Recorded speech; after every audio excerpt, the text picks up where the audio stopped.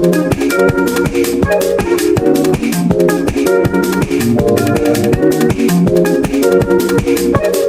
Ahad mau isian vlog.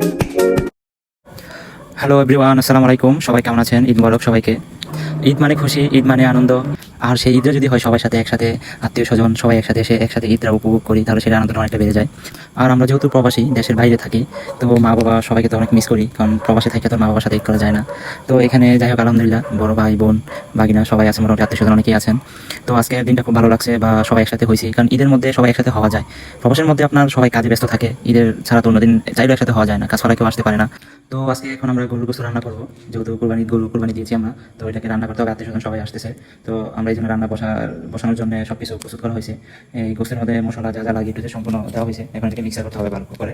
তো যেহেতু গোস্ত অনেকগুলো, পাত্রটা অনেক বড় ছিল, খুব সুন্দর করে প্রতিটা গোস্ত মশলা মিক্সার করা হয়েছে। তারপর এটা মিক্সার করার পর এটাকে আমরা বাইরেই রান্না করবো, যেহেতু সবাই আমরা বাইরে। কারণ এটা একটা হচ্ছে কি, ছোটোবেলা আমরা খেলাধুলা করতাম সব ফ্রেন্ডসগুলো একসাথে হইয়া, দেখা যাচ্ছে যে রান্না করতাম, করার পর সবাই একসাথে বসে খাইতাম। ওই ছোটোবেলার স্মৃতিটা এই আজকে মনে হলো, যে যেমন আমরা ওই চুলাবাতি যে জিনিসটা, এটা আবার মানে বড় হয়ে আমরা এটা খেলতেছি। তো বাইরে রান্না করার জন্য সব প্রস্তুত করা হয়েছে। এই যে এখন বড় এই যে পাতিলটা এখানে বাইরে বসাই দিল চুলার উপরে, ঈদ দিয়ে চুলা রেডি করা হয়েছে। এখন দেখতেছে ঠিক মতো বসছে কিনা। তো এটা বসানো হয়েছে, ঈদগুলো সঠিকভাবে দিতেছে, চেক দিতেছে যে সুন্দর করে বসে কিনা। তো এখন এটা আপনার আমাদের রান্না করার জন্য আগুন ধরাইতেছে চুলার ভিতরে। এই যে আগুন ধরাচ্ছে, আগুন প্রথম অবস্থা আগুনটা একটু ভালো করে ধরা নিলে পরে আছে যে লাড়কিগুলো দিলে খুব সুন্দরভাবে আগুনটা ধরবে।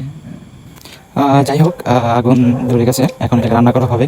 দেখতে থাকেন সামনে কি হয়, রান্নার পর সবাই খাবো একসাথে, দেখতে থাকেন বাকি।